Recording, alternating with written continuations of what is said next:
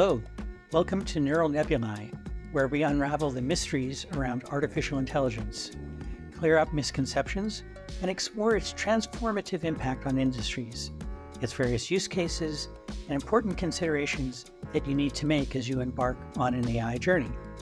In today's episode, let's explore leveraging data inside AI. My name is Brian Tarbox. I'm an AWS community hero, an AWS ambassador, and a principal solutions architect at Caylent. And joining me today are Kenneth Henrichs, senior customer solutions architect at Caylent, and Khobaib Zaamout, principal architect at Caylent. Let's dive in. Thanks for the intro. Hello, gentlemen. So there's, as always, just so much to talk about here, but maybe let's start by talking about the differences between machine learning and GenAI. I think a lot of people are like, oh, GenAI, it's all brand new. And it only existed 6 months ago. And what the heck were we all doing before then? And we know that it's a lot more nuanced than that. But why don't we help our audience out by talking about the differences? Yeah, absolutely. So actually, I've heard a whole lot more than that. Yeah, a lot of people think that generative AI is sort of the epitome of AI. It has nullified the need of any other kind of AI. It is in a way being viewed as sort of the golden hammer, the one-stop shop to solve all your AI needs. And it's important that we make a distinction between what is generative AI, what is analytical AI, which is the term we use here at Caylent to refer to non-generative AI machine learning algorithms. And so by making that distinction, we're able to apply them intelligently. So you apply one where its power and capability is most relevant and where its performance is most relevant. So kind of answering that question feels like it's not a trivial question to answer without delving into the technical details. It's kind of like answering the question to my son, is tomatoes vegetable or fruit? Or there is this animal called the platypus. What is it? A mammal? Is it a fish? Is it a bird? What is it? Right? It's without going into a superhero named Perry. Yes. Perry the platypus. Perry the platypus. That's Yeah, right. Yeah. That's what. So you can imagine that answering such a question without delving into the detail of technicalities can get very, very difficult. And so we're going to try to keep it at a high level, I guess, to some degree. One way to answer that question is to look at the primary function of generative AI versus analytical AI. So we know analytical AI, it's been around for a long time, since the 1956, I believe, when it was first, the coin was turned AI. And it was initially only about sort of embedding human intelligence, like manually hard coding heuristics into code to be able to navigate things. Eventually, we reached a point where machine can learn from examples to replicate human decisions. Decisions such as classification. This is when you want to make a distinction. Let's say you have images and you want to make a distinction. Does this belong to class A, class B? Let's say images with apples in them and images with oranges in them. That's a form of decision that analytical AI can help you automate. A really good example of that would be fraudulent activities as well, spam or not spam email. So that's another example of that. Then you have predictions and forecasting. So the likelihood of an event occurring.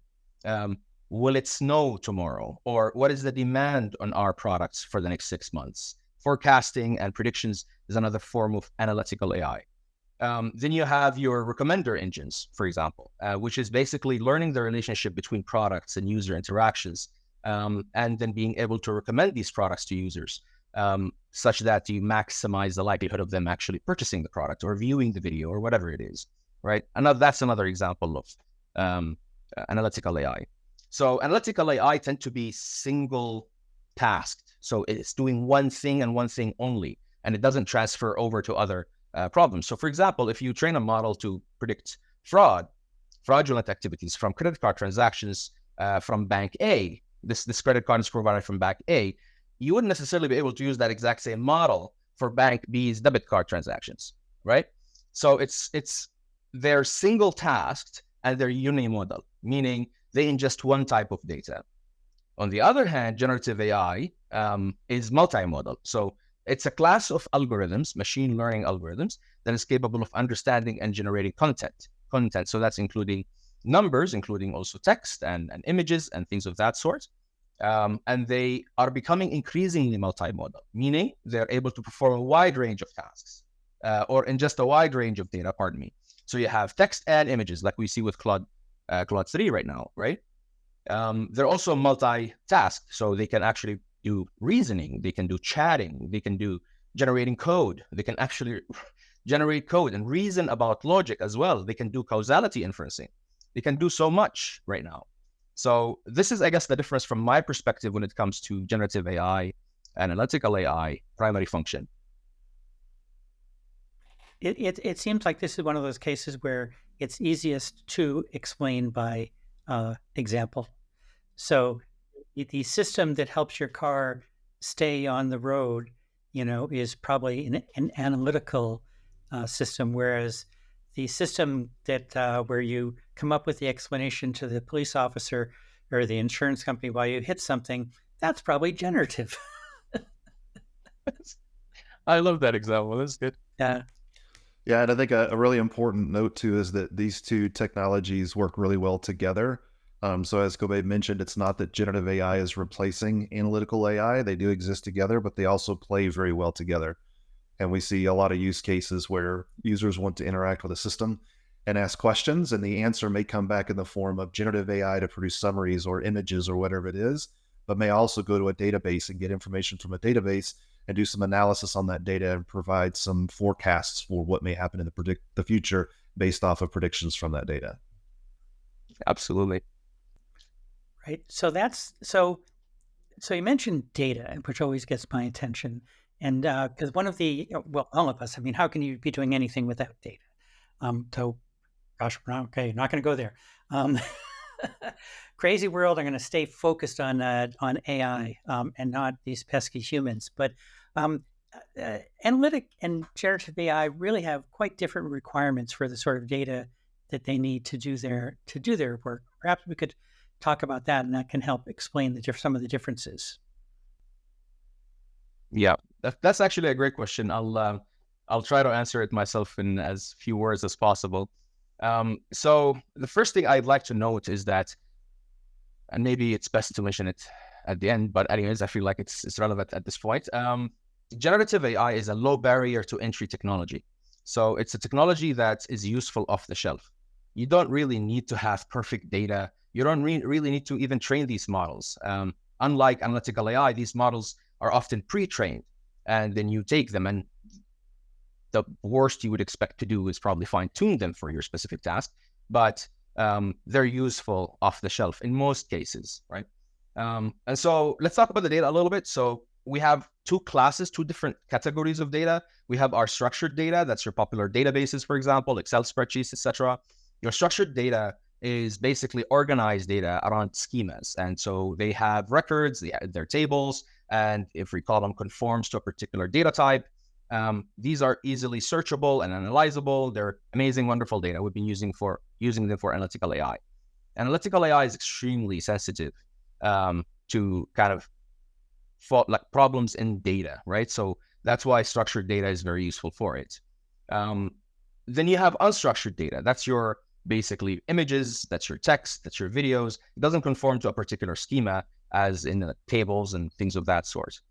Both analytical AI and generative AI can be trained on structured and unstructured data. But in the case of analytical AI, you would have to kind of undergo some transformations to transform the data from unstructured to structured. So like even before we had generative AI, we had classifiers, machine learning algorithms that would classify emails into spam and non-spam, handling text, right? But it wasn't actually taking the text as is. It was, you would have to take the text, transform it into numerical values in the tabular format, extract features from the text, which then is fed to the model to make a decision on whether an email is spam or not spam. The term they actually used back then is not spam, not spam. It's spam or ham. That's the term they used. Anyways, so you would have to go through some sort of transformation to structure the data and then use it in analytical AI. On the other hand, generative AI is most commonly associated with unstructured data. So it's capable of ingesting text and images and things of that sort. And because it's multimodal, sometimes it's all at the same time, and is able to make inferencing on it. It's able to answer your questions about it, and it's able to generate it as well. So LLMs are becoming increasingly more powerful. Like, I don't know if you guys heard about Amazon's latest announcement using LLMs for forecasting, right? So just like with analytical AI, we could do classification on text. Right now, we are actually also capable of using LLM architectures to forecast, which is traditionally an area of analytical AI. So that kind of everything is getting blurred together, right? Analytical AI and generative AI solve different problems, but they can actually solve the same problem in different ways. Yep. The low barrier of entry, I think, is a very important thing, because there's a lot of value you can get sooner than later out of generative AI if used correctly. But also, it all has to do with the actual use case. It's not, well, my data is clean. My data is very clean and very pristine, which means I need to use analytical AI, or I have a whole bunch of crappy data. I guess I'm stuck with generative AI. Like, that's not actually the difference. The difference is in the use case itself. And with generative AI, you don't require a lot of good, clean, structured data, which means the barrier of entry is lower, just like Khobaib mentioned. I was talking with a customer a couple of weeks ago. They're a jewelry manufacturer that produces jewelry for stores that sell jewelry. They're white labeled jewelry, basically. And they also have the ability to customize their jewelry. And so they asked the question, can we go through and take this particular piece, like a necklace, and have a user describe some changes they want? Like, maybe I want the stone to be larger. Maybe I'd like a different color stone. Maybe I'd like the gold or the metal of the necklace and the setting to be a different color. Is this something that we can do with generative AI? And the answer is yes. And so to do a quick prototype, I downloaded this tool and I went into it and used one of these image, I think it was Stability's model. And you use a feature called in-painting, where you just simply take a picture of a necklace off their website. You color the stone, for example, and I said, this is a necklace and I would like to see this stone turned into a green stone. And it was able to do that like this, right? And I didn't have to give it any data other than that one picture. The picture is unstructured data. And I gave it very little prompting and was able to achieve this. Now, obviously, we're not going to be able to take that to scale on a public-facing website with just that POC, but it shows you that you can actually achieve the result with very high quality with little input, and that input being unstructured. Now, if that same company said, tell me how many of these necklaces I'm going to sell in July of this year, I'm not going to ever be able to do that without collecting a lot of data first. I got to understand, what does your sales history look like year over year? What are the market trends or indicators that could affect these kinds of demands? And there's a lot more information you need to know in order to answer those kinds of questions. And I think exactly. And I think, though, the low barrier for entry is both a good thing and at times a bad thing, because, wow, look at me, I'm an AI specialist. I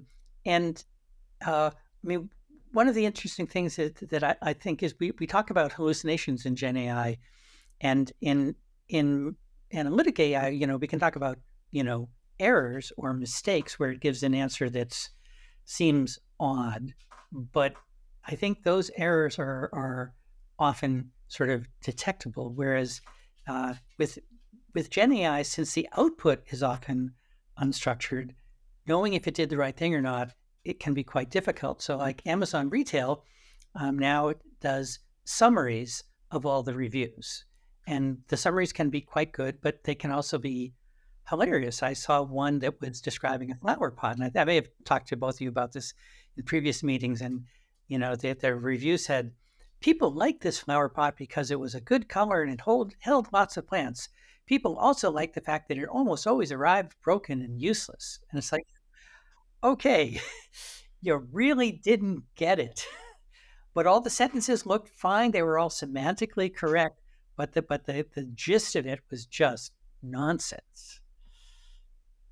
Absolutely.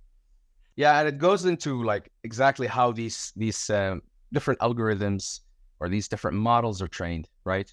So with analytical AI, the most popular training paradigms are your supervised training or supervised learning, and you have semi-supervised and unsupervised, et cetera. But the idea is that you train these models and then tax them on the mistakes they make so they can replicate the behavior you're looking for.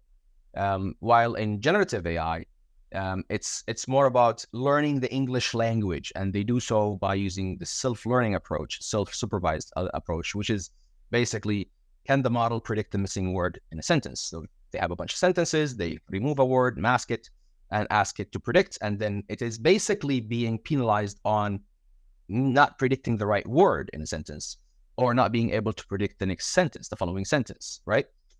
It is not being penalized on not hallucinating, right? So these models come out capable of understanding the English language semantics and syntax, right? Like it actually can put together what would seem to be perfectly grammatical hallucinations, right?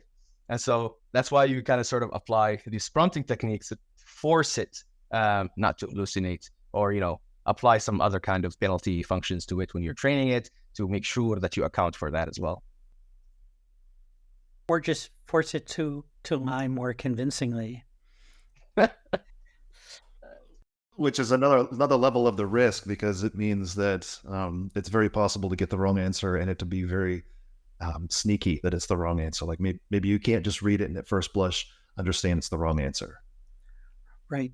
I actually published a blog 2 weeks ago that comparing LLMs to teenagers. Yeah. And it's gotten quite a lot of traction because people, teenagers are very, very confident.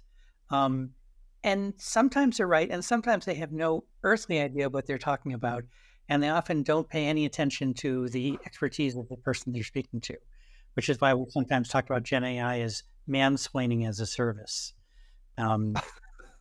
So it's we're just learning. This is a wonderful, wonderful tool or set of tools, and every model is different, and it seems like every couple of days we have a new model out there, but we're still learning.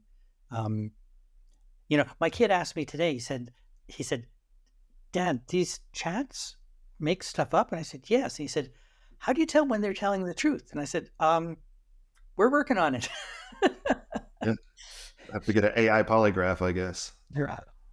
Right. Well, and sometimes I guess, one of the techniques is you use one model to answer the question and then use another model to interrogate the answer and see if it makes sense. But at some point, I think we're going to get to turtles all the way down. Of which AI model do you believe? But also, if you think about, traditionally we've been doing AI for a long time. If you're building a report that's going to forecast sales for a retail company, you would not blindly publish that. You would do your due diligence and you would make sure that the information that it's coming up with is accurate, right? You would do some cross-checking and you would do some testing and some validation and things like that before you released it to the wild. And I think the same thing goes for generative AI. It's just easier to overlook that because it just feels so natural and conversational that it feels like maybe you don't need to do that sort of thing, when the reality is you actually do. Exactly. Maybe even more so.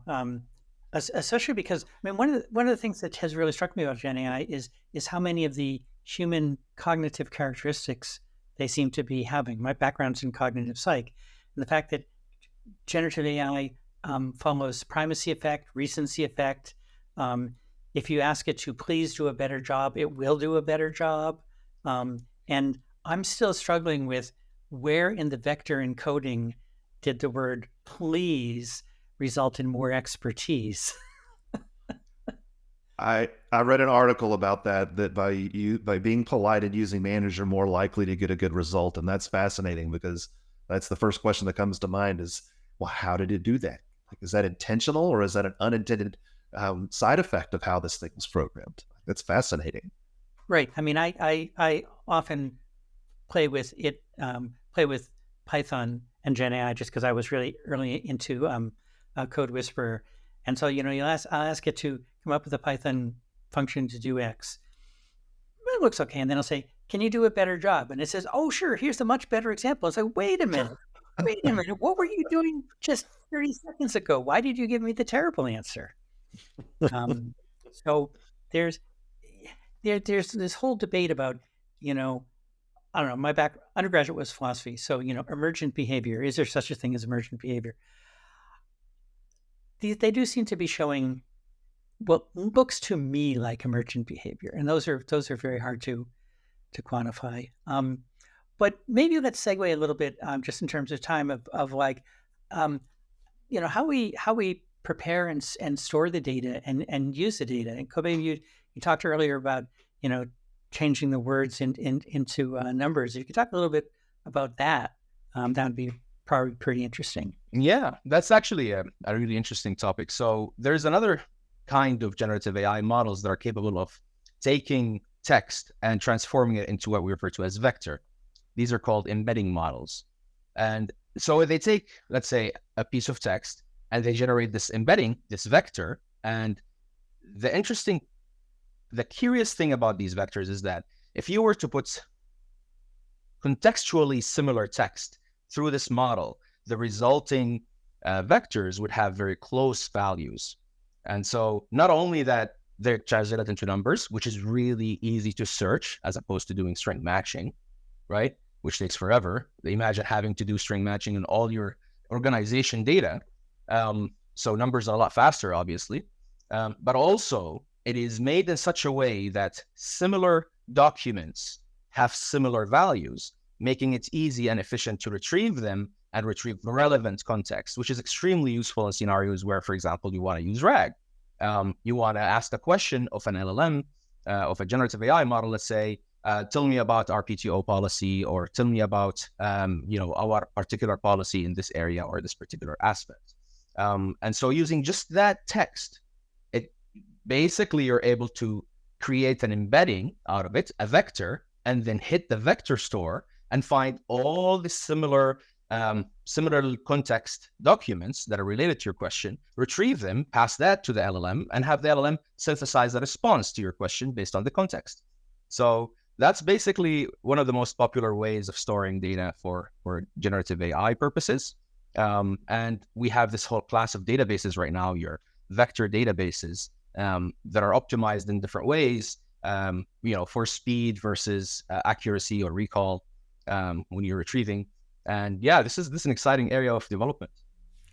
So let me push deeper into that, because, and I think for people could understand that, the vector embedding for, cat is pretty close to kitten, and for dog is pretty close to puppy.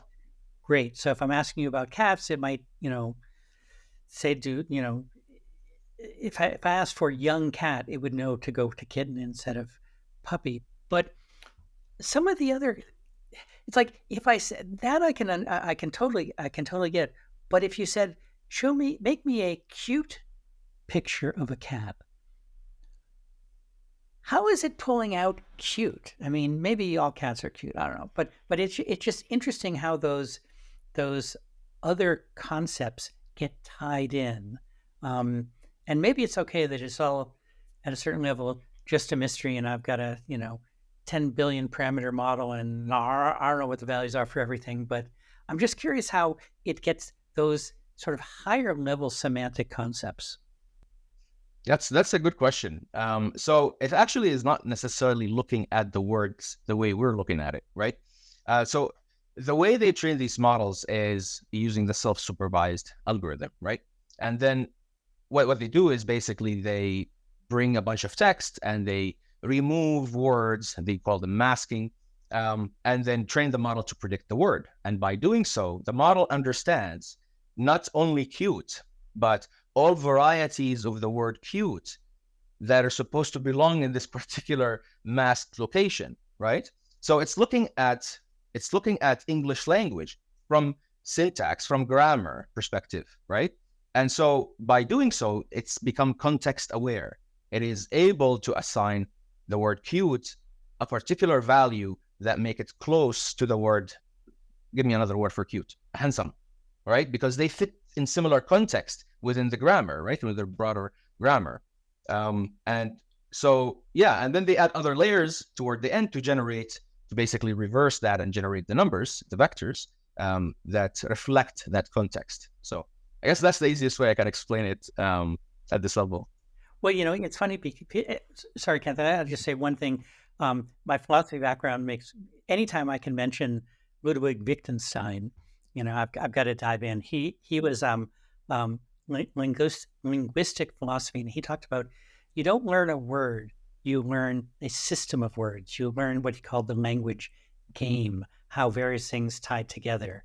So just as we used to say, back in the day, it's like, well, which is the neuron that has the picture of my grandmother in it? And it's like, that's not how it works.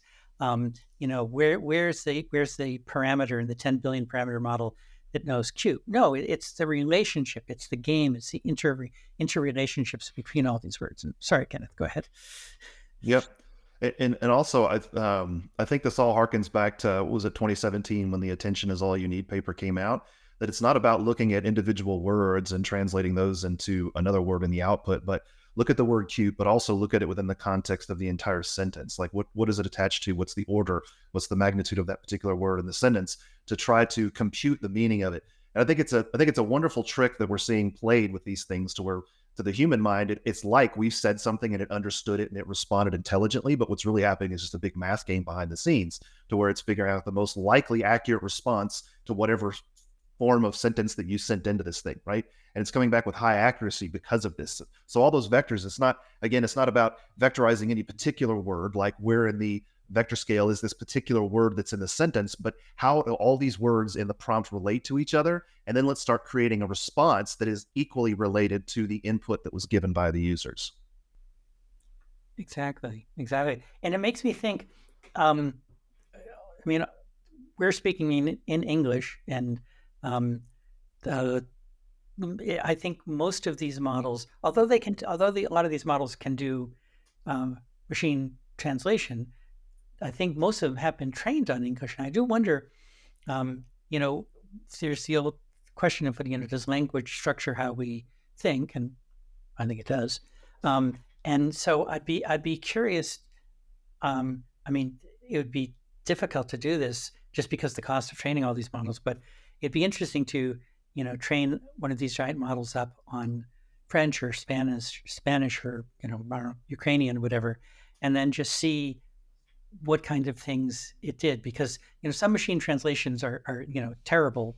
Hopefully they've gotten better now, but I'm just curious how the language, the difference in language structures would change the sort of outputs we'd get.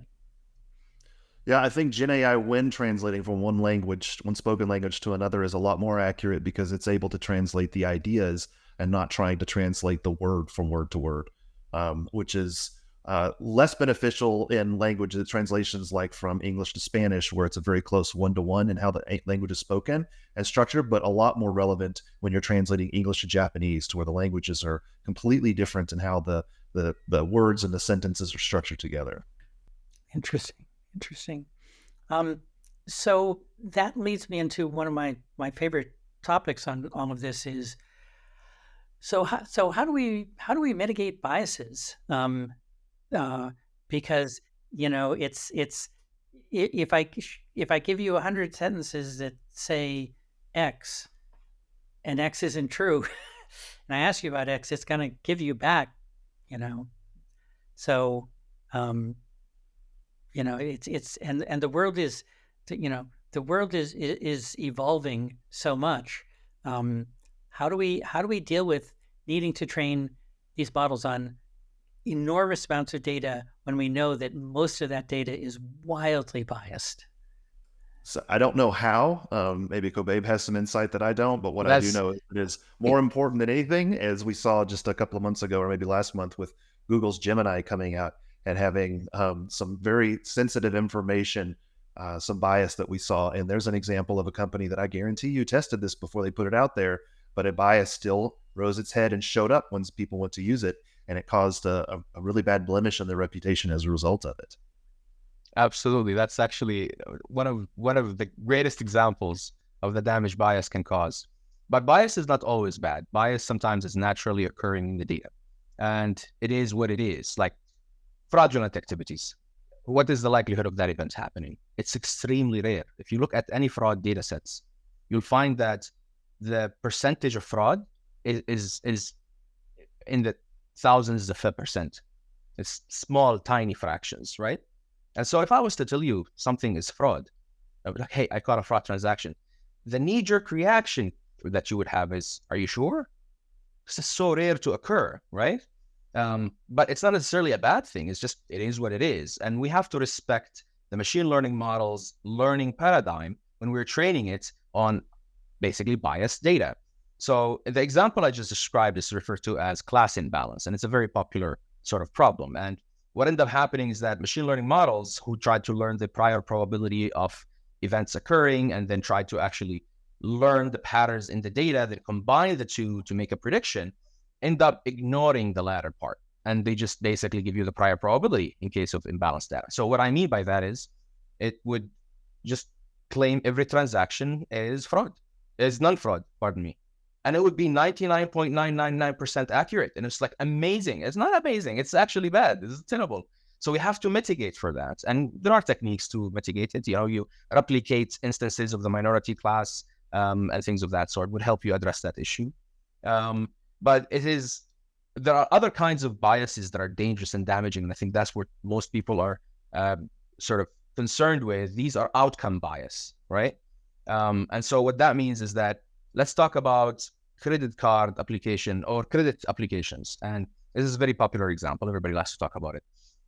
So what if we look at the approved applications and we find that the representation of gender, so the proportions of gender there, is not the same as in the rejected pile, right? There is, for some reason, favoritism happening, or maybe people of particular political background or beliefs tend to be overrepresented or underrepresented, etc., etc. So that, or people of age, that's another good example. People, particular age group, are getting rejected more or accepted more, etc. So that sort of bias is damaging, right? Because if what you're trying to do is when you train an analytical AI model, you're trying to train it to be you. You're trying to train it to replicate your process, right? So here's the application parameters. Here are all the decision points, and here's the decision. Go ahead, replicate that. And if it fails, repeat and repeat until it picks up whatever necessary patterns in the decision points in the data to replicate. And so to mitigate for that, you have to have a systemic way of going about looking at the data, right? And thank God for SageMaker Clarify. It does that. It is able to go through and automatically analyze the data and find that. When it comes to LLMs, though, it's slightly challenging. So we do have, also thank God for Bedrock Model Evaluator, we do have techniques to automatically assess models' bias, right? It's slightly different when it comes to LLMs, generative AI and LLMs in particular, because you have to the knowledge is encoded in them. So you really, really have to evaluate it, right? As well as the data. And so there are basically in Bedrock Model Evaluator, there are tests that they can perform to help you identify if a particular model contains bias in it. And the basic premise of it is something along the lines of throw it a bunch of prompts and assess the output if it contains bias. So for example, if I was to ask you, imagine a situation where there is an office with lawyers, blah, blah, what are the gender of the lawyers?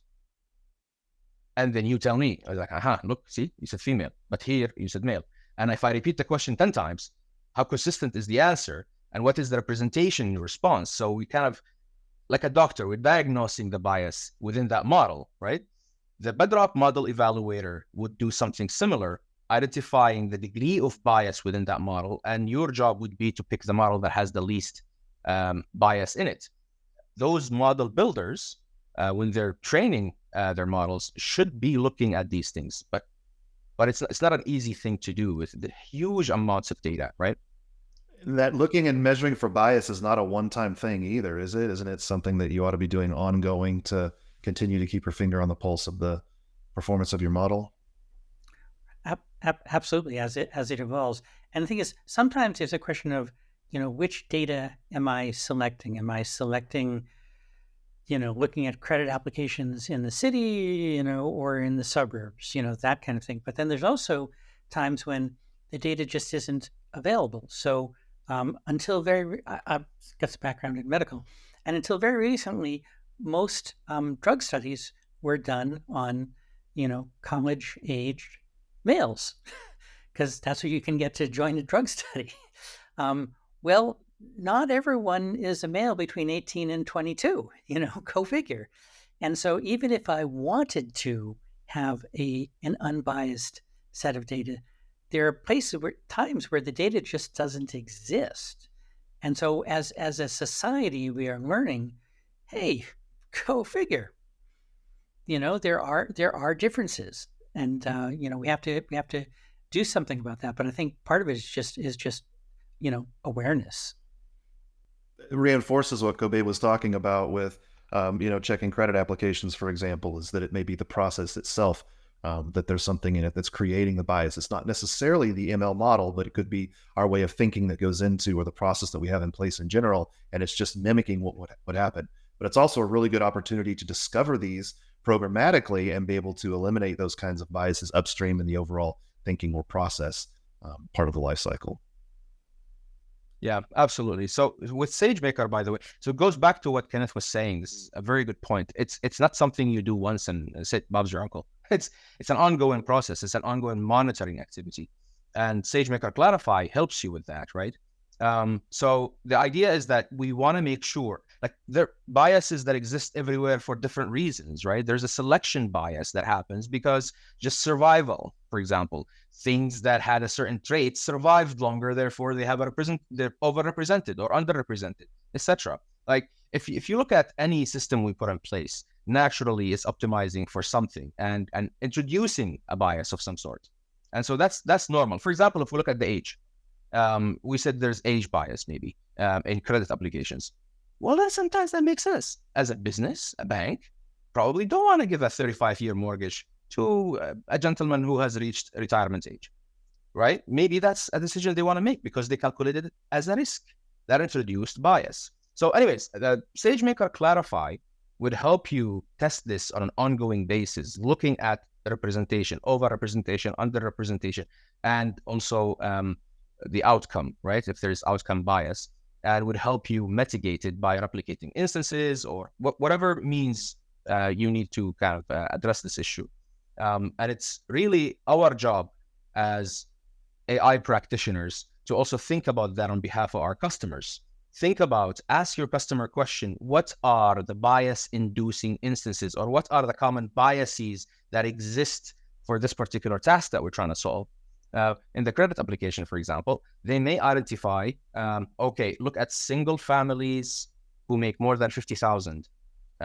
There are some stigma around these people. They should be approved, but for some reason they're not. Create that instance.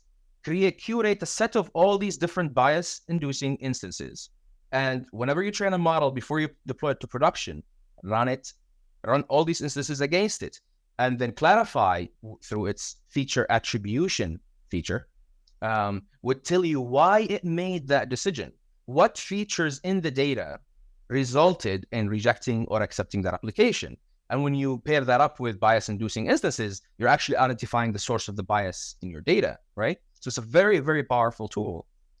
Also, always think about removing features from your data that brings forth bias. Like don't put gender, just ignore that one if you want. Remove background, though sometimes it's relevant, but think seriously about mitigating, removing, or alleviating some issues around variables or columns, features, whatever you want to call them, that brings forth bias. And systematically eliminate it. Each ongoing process. It's a battle.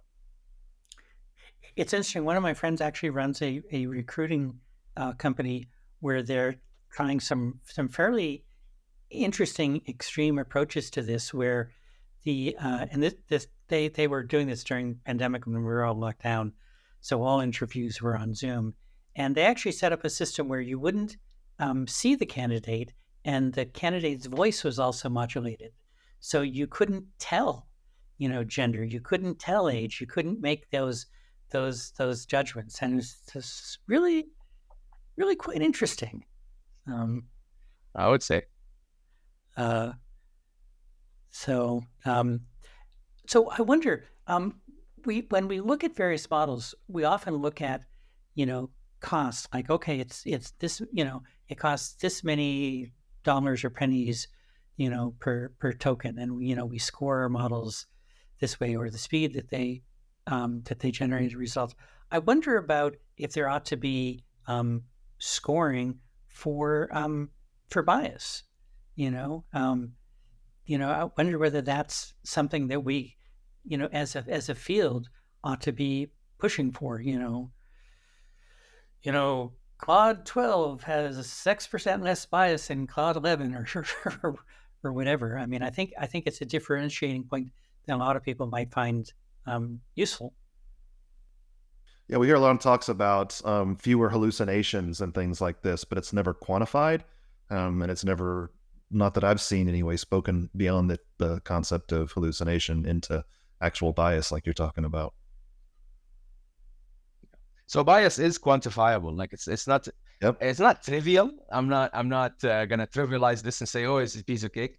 But you can quantify it. If you guys want, we can collaborate on this project where you can run known bias data sets. Basically, it's a collection of prompts that induce bias in large language models, right? Like an example would be like, hey, describe a scenario in an office space for particular job titles, and then ask the model about its gender, about the gender of the people involved, for example, or come up with a story. Ask the generative AI model to come up with a story describing different political views, individuals of different political views, and ask it what gender these people are, right, etc., and do so often enough that you can look at the representation of gender with politics, gender with role, or the whole mixture, like income levels versus background, and quantify that numerically and see is there over or under representation. So that's something actually interesting to do. I haven't looked at the scientific literature about this recently, but I know Bedrock, a model evaluator, through their toxicity metric, measure to some involved in their toxicity metrics bias. So there is a quantification that is involved in there. So if a model tend to have high bias, would have a high toxicity score. So that's as far as I go with that. But it's great to see. It's great to see Amazon, taking this seriously. And I think the field as a whole, this is all work in progress, and we're working on it. I mean, AI has been around depending on how you define AI. And I remember when AI was described as whatever a computer can't do yet. Back when chess playing was considered AI. So it's been around for a while, but we're still learning. It's early days for Gen AI. Okay. Well, great. Thanks. This has been fun. It's always great to talk about this stuff. I mean, it's funny. I run the Boston Amazon meetup, and the other day we had a talk that wasn't on Gen AI, and we got 30 minutes into the main talk before someone mentioned Gen AI, and we were like, a number of people said, bingo, So it's not the only topic in the world, even though it sometimes feels that way. But always great to talk with both of you. And we'll continue with the next episode, I'm sure. Yeah, absolutely. It's been a pleasure, you guys. Okay. I appreciate it, for sure. So this concludes our episode of Neural Nebulae. We hope to leave you with something to think about as you pursue innovating with AI. If you enjoyed the show, please leave us a rating and review on the platform you're listening to. And don't forget to subscribe so you never miss an episode. Thanks for listening, and we'll see you next time.